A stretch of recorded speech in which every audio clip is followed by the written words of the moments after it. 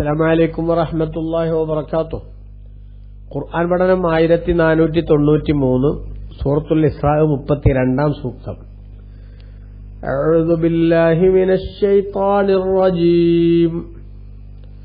ബിസ്മില്ലാഹിർ റഹ്മാനിർ റഹീം.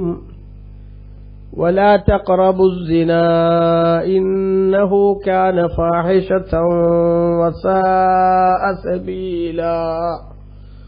صدق الله العظيم. بسم الله والحمد لله والصلاة والسلام على سيدنا محمد وعلى آله وصحبه ومن تبعهم بإحسان إلى يوم الدين. أما بعد. ولا تقربوا الزنا, നിങ്ങൾ വ്യഭിചാരത്തോട് അടുക്കുക പോലും ചെയ്യരുത്. ഇന്നഹു കാന ഫാഹിഷതൻ, കാരണം വ്യഭിചാരം ഒരു ഹീനവൃത്തിയാണ്. വസാഅ സബീല, ദുർമാർഗവുമാണ്, മോശമായ വഴിയുമാണ് എന്ന് അല്ലാഹു തആല പറഞ്ഞു. കഴിഞ്ഞ സൂക്തത്തിൽ മക്കളെ കൊല്ലൽ അല്ലാഹു വിലക്കിയല്ലോ. അതിനുശേഷം മക്കളെ ഉൽപ്പാദിപ്പിക്കാനുള്ള മാർഗം അത് പ്രോപ്പർ ചാനലായിരിക്കണം എന്നും അതിന് വിരുദ്ധമായ രീതി ഉണ്ടാവരുതെന്നും അല്ലാഹു തആല കൽപ്പിക്കുകയും അത്തരമൊരു രീതിയിലേക്ക് എത്തുന്ന വ്യഭിചാരം എന്നത് ഒരിക്കലും വിശ്വാസിയിൽ നിന്നുണ്ടായിക്കൂടാ എന്ന് ഉണർത്തുകയും ചെയ്യുകയാണ്. വ്യഭിചാരം ചെയ്യരുത് എന്ന് നേരെ പറയാതെ വ്യഭിചാരത്തിലേക്ക് അടുക്കരുത് എന്ന പ്രയോഗം അത് വളരെ ശ്രദ്ധ അർഹിക്കേണ്ട ഒരു പദപ്രയോഗമാണ്. ഒരു മനുഷ്യൻ വ്യഭിചാരത്തിലേക്ക് എത്തിപ്പെടാൻ സാധ്യതയുള്ള വഴികളെ തന്നെ അടച്ചുകളയുന്ന രീതിയാണ് ഇസ്ലാം സ്വീകരിക്കുന്നത് എന്ന് ചുരുക്കം. നമുക്കറിയാമല്ലോ, വ്യഭിചരിക്കണം എന്ന ചിന്തയില്ലാതെ നടക്കുന്ന ആളുകളെ അത്തരമൊരു ചിന്തയിലേക്ക് മാടി വിളിക്കുന്ന ധാരാളം വഴികളുണ്ട്, ധാരാളം മാർഗങ്ങളുണ്ട്. ആ മാർഗങ്ങളെ തന്നെ ബ്ലോക്ക് ചെയ്തു വെക്കുകയാണ് ഇസ്ലാം ചെയ്യുന്നത്. രോഗം വന്ന് ചികിത്സിക്കുന്നതിനേക്കാൾ രോഗം വരാതെ സൂക്ഷിക്കാനുള്ള പ്രതിരോധ മാർഗങ്ങളെക്കുറിച്ച് ചിന്തിക്കുന്നതാണ് കൂടുതൽ ബുദ്ധിപരം. അതുതന്നെയാണ് കൂടുതൽ സുഖകരമായിട്ടുള്ള റൂട്ടും. അതാണ് ഇസ്ലാം എല്ലാ കാര്യത്തിലും സ്വീകരിക്കുക. ഒരു തെറ്റു ചെയ്തതിന് ശേഷം ആ തെറ്റിനെക്കുറിച്ച് സംസാരിക്കുകയല്ല, അത്തരമൊരു തെറ്റു വരാതിരിക്കാനുള്ള മാർഗങ്ങളെക്കുറിച്ച് കൂടി കൃത്യമായ ഉത്ബോധനം നൽകുക എന്ന രീതിയാണ് ബഹുമാനപ്പെട്ട ഇസ്ലാം സ്വീകരിക്കുന്നത് എന്ന് നമ്മൾ കൃത്യമായിട്ട് മനസ്സിലാക്കണം. നിങ്ങൾ നോക്കൂ, ഈ ആയത്തിൽ അല്ലാഹു സുബ്ഹാനഹു വ തആല പറഞ്ഞതെന്താ? വലാ തഖറബുസ് സിന, നിങ്ങൾ വ്യഭിചാരത്തിലേക്ക് അടുക്കുക പോലും ചെയ്യരുത്. വ്യഭിചാരത്തിലേക്ക് അടുക്കുക പോലും ചെയ്യരുത് എന്ന് പറഞ്ഞാൽ അതിന്റെ അർത്ഥം എന്താ? അതിന്റെ അർത്ഥം ബഹുമാനപ്പെട്ട ഇബ്നു കസീർ തന്റെ തഫ്സീറിൽ രേഖപ്പെടുത്തി, യഖൂലു തആല, അല്ലാഹു പറയുന്നു, നാഹിയൻ ഇബാദഹു അനിസ് സിന, വ്യഭിചാരത്തെ തൊട്ട് തന്റെ അടിമകളെ വിലക്കിക്കൊണ്ട്, വാൻ മുഖാറബത്തിഹി വ മുഖാലസത്തി അസ്ബാബിഹി വ ദവാഇഹി, വ്യഭിചാരത്തിലേക്ക് അടുക്കുക, വ്യഭിചാരത്തിലേക്ക് എത്താൻ കാരണമാകുന്ന വിഷയങ്ങളുമായി ഇടപഴകാതിരിക്കുക, വ്യഭിചാരത്തിലേക്ക് പ്രോത്സാഹനം നൽകുന്ന സംഗതികളെ അവഗണിക്കുക, അതിൽ നിന്ന് മാറി നിൽക്കുക. ഇതെല്ലാം ഉൾക്കൊള്ളിച്ചുകൊണ്ടാണ് അല്ലാഹു പറഞ്ഞത് വലാ തഖറബുസ് സിന, നിങ്ങൾ വ്യഭിചാരത്തിലേക്ക് അടുക്കുക പോലും ചെയ്യരുത് എന്ന്. ബഹുമാനപ്പെട്ട ജലാലൈനിൽ നമുക്ക് കാണാം, ഈ വലാ തഖറബുസ് സിന, വ്യഭിചാരത്തിലേക്ക് അടുക്കുക പോലും ചെയ്യരുത് എന്ന ഈ പദം അബ്ലഗു മിൻ ലാ തഅ്തൂഹു, നിങ്ങൾ വ്യഭിചാരത്തെ ചെയ്യരുത് അല്ലെങ്കിൽ വ്യഭിചരിക്കരുത് എന്ന് പറയുന്നതിനേക്കാളും അർത്ഥവത്തായിട്ടുള്ള പദപ്രയോഗമാണ്. ലഅന്നഹു യുഫീദു നഹിയാൻ മുഖദ്ദിമാതിഹി, കാരണം വ്യഭിചരിക്കരുത് എന്നതിനേക്കാൾ വ്യഭിചാരത്തിലേക്ക് അടുക്കരുത് എന്ന പദം വ്യഭിചാരത്തിന്റെ തുടക്കത്തിലുണ്ടാകാൻ സാധ്യതയുള്ള ചില കാര്യങ്ങളെ കൂടി വിലക്കുന്നുണ്ടല്ലോ. കല്ലംസി, സ്പർശനം പോലെ, വൽ മുബാശറത്തി, തമ്മിലിങ്ങനെ തൊട്ട് പിടിക്കുന്നത് പോലെ, വൽ ഖുബലത്തി, ചുംബനം പോലെ, സരീഹൻ, അതൊക്കെ വ്യക്തമായി തന്നെ ഇത് വിലക്കുന്നുണ്ട്. അതേപോലെ വന്നഹിയാനിൽ ഫഇലി ബിൽ ഔല, ഇത്തരത്തിലുള്ള കാരണങ്ങൾ തന്നെ ചെയ്യരുത് എന്ന് വന്നാൽ അതിന്റെ ക്ലൈമാക്സ് ആകുന്ന വ്യഭിചാരം എന്തായാലും ചെയ്യരുത് എന്ന് വിലക്ക് അതിൽ നിന്ന് മനസ്സിലാക്കാൻ സാധിക്കുമെന്ന് ഇത് വിശദീകരിച്ചപ്പോൾ ബഹുമാനപ്പെട്ട ഇമാം സാബി തങ്ങൾ അവിടുത്തെ തഫ്സീറിലൊക്കെ പറഞ്ഞത് കാണാം. അപ്പൊ വ്യഭിചാരത്തിന്റേതായിട്ടുള്ള വഴികൾ തന്നെ നമ്മൾ അടച്ചു കളയണം എന്നാണ് ഇസ്ലാം പറയുന്നത്. അതുകൊണ്ട് തന്നെ അതിനൊരുപാട് വഴികളെ ഇസ്ലാം നമ്മുടെ മുന്നിൽ വെക്കുന്നുണ്ട്. ഒരു മനുഷ്യന്റെ ജീവിതത്തിൽ വ്യഭിചാരത്തിലേക്ക് പ്രോത്സാഹനം നൽകുന്ന സംഗതികളെ തന്നെ ഇസ്ലാം വിലക്കുന്നു. ആണും പെണ്ണും തമ്മിലുള്ള ഇടകലരിൽ പലപ്പോഴും അവർ തമ്മിലുള്ള ഒരു ഫ്രീ ആയിട്ടുള്ള ഇടപെടൽ പലപ്പോഴും അവർ തമ്മിലുള്ള വൈകാരികമായ അഭിനിവേശത്തിലേക്ക് കാര്യങ്ങളെ കൊണ്ടെത്തിക്കും. അതുകൊണ്ട് ഒരു കോംപ്രമൈസും ഇല്ലാതെ തന്നെ ഇസ്ലാം അതിന് വിലക്കുന്നു, പാടില്ലെന്ന് പറയുന്നു. രണ്ടുപേർ തമ്മിലുള്ള സംഭാഷണത്തിൽ പോലും ഒരു സ്ത്രീ പാലിക്കേണ്ട ചില മര്യാദകൾ വിശുദ്ധ ഖുർആൻ പറയുന്നുണ്ട്. ഉദാഹരണമായി നിങ്ങൾ നോക്കൂ, വിശുദ്ധ ഖുർആനിലെ 33-ാം അധ്യായം സൂറത്തുൽ അഹ്സാബിന്റെ 32-ാം സൂക്തം. അവിടെ അല്ലാഹു തആല നബി സല്ലല്ലാഹു അലൈഹി വസല്ലം തങ്ങളുടെ ഭാര്യമാരെ സംബോധന ചെയ്തുകൊണ്ട് പറയുകയാണ്, യാ നിസാഅൻ നബിയ്യി ലസ്തുന്ന കഅഹദിൻ മിനൻ നിസാ ഇനിത്തഖൈതുന്ന ഫലാ തഖ്ലഅന ബിൽ ഖൗലി ഫയത്മഅ അല്ലദീ ഫീ ഖൽബിഹി മറദുൻ വഖുൽന ഖൗലൻ മഅറൂഫാ. ഓ നബി തങ്ങളുടെ ഭാര്യമാരെ, നിങ്ങൾ മറ്റു സ്ത്രീകളെപ്പോലെയൊന്നുമല്ല.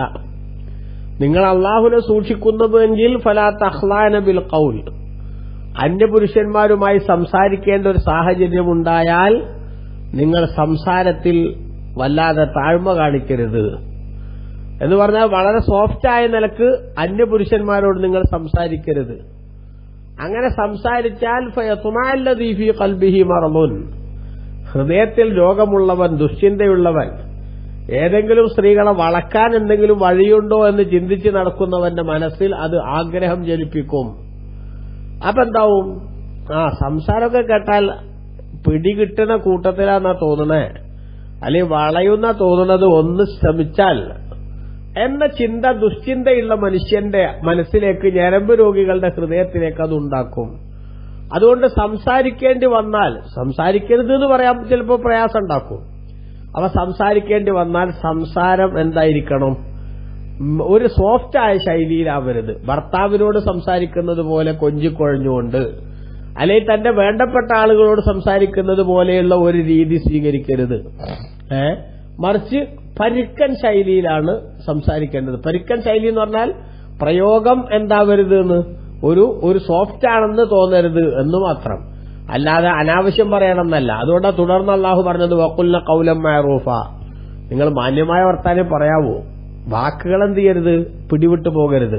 പക്ഷെ ആ പറയുന്ന രീതി, ഇപ്പൊ ഉദാഹരണം, ഒരു അന്യപുരുഷൻ വന്നിട്ട് ചോദിക്കുന്നു ഭർത്താവ് എവിടെയാണ്? നിങ്ങൾ കയറിയിരിക്കൂ, അദ്ദേഹം ഇവിടെ ഇല്ലട്ടോ എന്നൊരു പെണ്ണ് പറഞ്ഞാൽ ആ സമയത്ത് രണ്ട് ഭർത്താവും കൂടെ എന്തെങ്കിലും ചോദിക്കണം എന്ന് ഇയാൾക്ക് തോന്നും, അല്ലേ? അതേ സമയത്ത് ആ ഭർത്താവ് എവിടെ എന്ന് ചോദിച്ചപ്പോ അദ്ദേഹം അങ്ങാടി പോയതാണ്, ഇപ്പൊന്നും വരില്ല എന്ന് പറഞ്ഞാലോ, ഇതൊന്ന് ഭദ്രകാളിയാൻ തോന്നണേ, അടുക്കണ്ട, പോകാം. എത്രയും പെട്ടെന്ന് സ്റ്റാൻഡ് വിടാൻ അയാൾക്ക് ഒരു പ്രേരണ നൽകും. അതിനു പകരം അദ്ദേഹത്തോടുള്ള സംഭാഷണത്തിന്റെ രീതിയിൽ ഒരു നൈർമല്യം കലർന്നിട്ടുണ്ടെങ്കിൽ അവിടെ ഉറപ്പായും അയാളുടെ മനസ്സിൽ ദുശ്ചിന്ത മുളക്കും. അതുകൊണ്ട് നിങ്ങൾ ഒരിക്കലും തന്നെ സംഭാഷണത്തിൽ, അന്യ ആളുകളോടുള്ള സംഭാഷണത്തിൽ വളരെ സോഫ്റ്റ് ആയിട്ടുള്ള രീതി സ്വീകരിക്കരുത്. കാരണം ആ രീതി ഈ സ്ത്രീക്ക് നമ്മളൊന്ന് ശ്രമിച്ചാൽ വളയാനുള്ള സാധ്യതയുണ്ട് എന്ന തോന്നലിലേക്ക് കാര്യങ്ങൾ എത്തിക്കും. അപ്പൊ നോക്കൂ, വ്യഭിചാരത്തിൽ നിന്നുള്ള സമൂഹത്തെ പ്രതിരോധിക്കുന്നതിന്റെ ഭാഗമായി ഖുർആൻ ഒരു അന്യ സ്ത്രീയും പുരുഷനും തമ്മിൽ സംഭാഷണം നടത്തേണ്ടി വരുന്ന സമയത്ത് അനാവശ്യം പറയുകയോ മോശമായിട്ടുള്ള രീതി സ്വീകരിക്കുകയോ ചെയ്യാൻ പാടില്ലെങ്കിലും അവരോടുള്ള സംഭാഷണത്തിന്റെ ശൈലിയിൽ പോലും പ്രത്യേകം ശ്രദ്ധിക്കണമെന്ന് ഉണർത്തുകയാണ്. അതേപോലെ നബി സല്ലല്ലാഹു അലൈഹി വസല്ലം തങ്ങളുടെ ഭാര്യമാരോട്, ഇതിപ്പോ റസൂലുള്ളാഹിന്റെ ഭാര്യമാരോടാണ് പറഞ്ഞതെങ്കിലും നിയമം അവർക്ക് മാത്രമല്ല, അവർക്ക് തന്നെ ഇങ്ങനെയാണെങ്കിൽ പിന്നെ മറ്റുള്ള സ്ത്രീകളുടെ കാര്യം പറയാനില്ല എന്നാണ് മനസ്സിലാക്കേണ്ടത്. കാരണം എന്താ, മുത്തുനബിന്റെ ഭാര്യ എന്ന പദവിയിലിരിക്കുന്നവരോട് മോശമായ ചിന്ത പലപ്പോഴും പലർക്കും വരാൻ സാധ്യത തുച്ഛമാണ്. അവരോട് പോലും ഇത്തരത്തിലുള്ള ഒരു ശ്രദ്ധ ഉണ്ടാവണം എന്ന് പറഞ്ഞുവെങ്കിൽ അല്ലാത്ത സ്ത്രീകളുടെ കാര്യം പറയാനില്ല എന്നാണ് മനസ്സിലാക്കേണ്ടത്. രണ്ടാമത്തെ ഒരു കാര്യം, പരമാവധി പരസ്പരമുള്ള ദർശനത്തിന്റേതായ സാഹചര്യങ്ങൾ ഇല്ലായ്മ ചെയ്യാൻ വേണ്ടിയാണ് നമ്മൾ പരിശ്രമിക്കേണ്ടത് എന്ന് വിശുദ്ധ ഖുർആൻ പറയുന്നു. ഇതേ സൂറത്തുൽ അഹ്സാബിന്റെ 53-ാമത്തെ സൂക്തത്തിൽ അല്ലാഹു സുബ്ഹാനഹു വ തആല പറഞ്ഞത് കാണാം. ബഹുമാനപ്പെട്ട നബി സല്ലല്ലാഹു അലൈഹി വസല്ലമ തങ്ങളുടെ ഭാര്യമാരോട് തന്നെ അല്ലാഹു സുബ്ഹാനഹു വ തആല പറയുന്നു, റസൂലുള്ളാഹിന്റെ ഭാര്യമാരോടുള്ള സമീപനം എങ്ങനെയായിരിക്കണമെന്ന് ജനങ്ങളോട് അല്ലാഹുവിന്റെ റസൂൽ അല്ലാഹു തആല പറയുന്നു, വൈദാ സഅൽതുമൂഹുന്ന മതാഅൻ ഫസ്അലൂഹുന്ന മിൻ വറാഇ ഹിജാബ്. റസൂലുള്ളാഹിന്റെ ഭാര്യമാരോട് നിങ്ങൾ വല്ലതും ചോദിക്കുകയാണെങ്കിൽ അത് മറയുടെ പിന്നിൽ നിന്നാണ് ചോദിക്കേണ്ടത്. അപ്പോ നേരിട്ട് കണ്ടുകൊണ്ടുള്ള സംഭാഷണത്തിന്റെ രീതി വരെ പരമാവധി ഒഴിവാക്കേണ്ടതാണ്. അനിവാര്യമായ ഘട്ടത്തിലല്ലാതെ ഒരിക്കലും തന്നെ കാണാനുള്ള സാഹചര്യങ്ങൾ ഉണ്ടാക്കരുത് എന്നാണ് ബഹുമാനപ്പെട്ട ഖുർആനിന്റെ നിർദ്ദേശമെന്ന് നമ്മൾ മനസ്സിലാക്കുകയാണ് ഇവിടെ. നിങ്ങൾ ചിന്തിച്ചു നോക്കൂ, എത്ര ഗൗരവതരമായിട്ടാണ് ഇസ്ലാം ഈ കാര്യത്തെ കാണുന്നത് എന്നൊന്ന് ചിന്തിച്ചു നോക്കണം നമ്മൾ. അതേസമയത്ത് മാറിയ കാലഘട്ടത്തിന്റെ സാഹചര്യങ്ങളും നമ്മൾ പരിശോധിക്കണം. അന്യ സ്ത്രീ പുരുഷന്മാർ തമ്മിൽ അതേപോലെ തന്നെ നമ്മുടെ വിദ്യാർത്ഥിനികൾ അവരൊക്കെ തമ്മിൽ ഉണ്ടാകേണ്ട ഒരു നിശ്ചിത അകലത്തെക്കുറിച്ച് ഏതെങ്കിലും നല്ല മനുഷ്യൻ പറഞ്ഞാൽ അത് സദാചാര പോലീസിംഗ് ആണ് എന്ന് പറഞ്ഞ് അന്യ പുരുഷന്റെ ആൺകുട്ടിയുടെ മടിയിൽ കയറിയിരിക്കാൻ പെൺകുട്ടി ധാർഷ്ട്യം കാണിക്കുന്ന അങ്ങേയറ്റം വഴിവിട്ട ശൈലികളുടെ സാഹചര്യങ്ങൾ നമ്മുടെ നാട്ടിൽ നടക്കുന്നു. അതൊക്കെ മാസാണ് എന്ന് പറഞ്ഞ് അതിനെ സപ്പോർട്ട് ചെയ്യാനുള്ള ശൈലിയും ചിലരിൽ നിന്നുണ്ടാകുന്നു. തികച്ചും പ്രതിഷേധാർഹമായിട്ടുള്ള അങ്ങേയറ്റം പ്രതിലോമകരമായിട്ടുള്ള രീതിയാണിത് എന്ന കാര്യത്തിൽ ഒരു തർക്കമല്ല. കാരണം എന്താ, സ്ത്രീയും പുരുഷനും എന്ന് പറയുന്നത് കാന്തവും ഇരുമ്പും തമ്മിലുള്ള ബന്ധം പോലെ. ഇപ്പൊ ചിലർ ചോദിക്കുക എന്താണ്, ഒരാണും പെണ്ണും ഒന്നിച്ചിരുന്നാൽ അല്ലെങ്കിൽ ഒന്നിച്ചങ്ങ് വർത്താനം പറഞ്ഞാൽ ആകാശം ഇടിഞ്ഞു വീഴുമോ? ആകാശം ഇടിഞ്ഞു വീഴൂല. അതേസമയത്ത് ആകാശം ഇടിഞ്ഞു വീഴാത്തതെല്ലാം ചെയ്യാന്നാണോ മനസ്സിലാക്കേണ്ടത്? അല്ല. അതുകൊണ്ടുണ്ടാകാവുന്ന അപകടങ്ങൾ ഒരുപാടുണ്ട്. അതിന് പ്രത്യേകിച്ച് നമ്മൾ രേഖയൊന്നും ഹാജരാക്കേണ്ടതില്ലാത്ത വിധം ഇന്ന് അതിന്റെ ദുരന്തങ്ങൾ നിരന്തരം സമൂഹം കണ്ടുകൊണ്ടിരിക്കുകയാണ്, അനുഭവിച്ചുകൊണ്ടിരിക്കുകയാണ്. ഓരോ ദിവസവും ഇപ്പൊ സ്ത്രീകളുടെ ഉന്നമനത്തിന് വേണ്ടിയാണ് എല്ലാ രംഗത്തും അവർ പുരുഷന്റെ അതേപോലെ അരങ്ങേറ്റം നടത്തണമെന്ന് വാദിക്കുന്നത് എന്ന് പറയുന്ന സുഹൃത്തുക്കളില്ലേ? തലതിരിഞ്ഞ ചിന്തയാണതെന്ന് മനസ്സിലാക്കാൻ കൂടുതൽ ആലോചിക്കണോ? ഇന്ന് നമ്മുടെ സമൂഹത്തിലെ സ്ത്രീകൾ അനുഭവിക്കുന്ന കയ്യേറ്റങ്ങളും അതേപോലെ തന്നെ മാനഭംഗങ്ങളും അവരുടെ വ്യക്തിത്വത്തോട് അതേപോലെ തന്നെ സ്ത്രീത്വത്തോട് സമൂഹത്തിൽ പല അധമന്മാരും കാണിച്ചുകൊണ്ടിരിക്കുന്ന അങ്ങേയറ്റം മോശമായിട്ടുള്ള ശൈലികളോടുമൊക്കെ നമ്മൾ എങ്ങനെയാണ് പ്രതികരിക്കേണ്ടത്? ആ ശൈലികളൊക്കെ നമ്മൾ വിലയിരുത്തണ്ടേ? സാഹചര്യങ്ങൾ നമ്മൾ ചിന്തിക്കണ്ടേ? എന്തുകൊണ്ട് തട്ടിക്കൊണ്ടുപോകലിന്റെ അതേപോലെ തന്നെ ഒളിച്ചോട്ടത്തിന്റെ ഒക്കെ സാഹചര്യങ്ങൾ വളരെ കൂടുന്നു, കുടുംബ ബന്ധങ്ങൾ തകരുന്നു അല്ലേ? ഒരു 3 കുട്ടികളുള്ള ഒരു വീട്ടമ്മ തന്നെക്കാൾ എത്രയോ പ്രായത്തിന് താഴെയുള്ള ഒരു ചെക്കന്റെ കൂടെ ഒളിച്ചോടി എന്ന വാർത്ത നമ്മൾ കേൾക്കേണ്ടി വരുന്നു. എവിടെ നിന്നാണ് ഇത് വരുന്നത്? ഖുർആൻ പറഞ്ഞ ഈ നിർദ്ദേശങ്ങളെ അവഗണിക്കുന്നതിൽ നിന്നാണ്. അന്യ സ്ത്രീ പുരുഷന്മാർ തമ്മിലുള്ള ദർശനത്തിന് പോലും ഇസ്ലാം വെച്ചിട്ടുള്ള കൃത്യമായ വിലക്ക്, ആ വിലക്ക് അവഗണിച്ചു തള്ളിയപ്പോൾ എവിടെയും ആണിനും ഉള്ളിടത്തൊക്കെ പെണ്ണിന് വരാം, പെണ്ണുള്ളിടത്തൊക്കെ ആണിന് കയറി ചെല്ലാം. അങ്ങനെ അവർ തമ്മിൽ നല്ല ഈടുറ്റ ഇടപെടൽ നടത്താം. ഇടപഴകൽ അതിന് യാതൊരു ലിമിറ്റും വെക്കേണ്ടതില്ല എന്ന ചിന്ത വന്നപ്പോൾ എതിർ ലിംഗത്തിലുള്ള ആളോട് മനസ്സിന്റെ ഉള്ളിൽ വല്ലാത്ത താല്പര്യം വരുന്നു.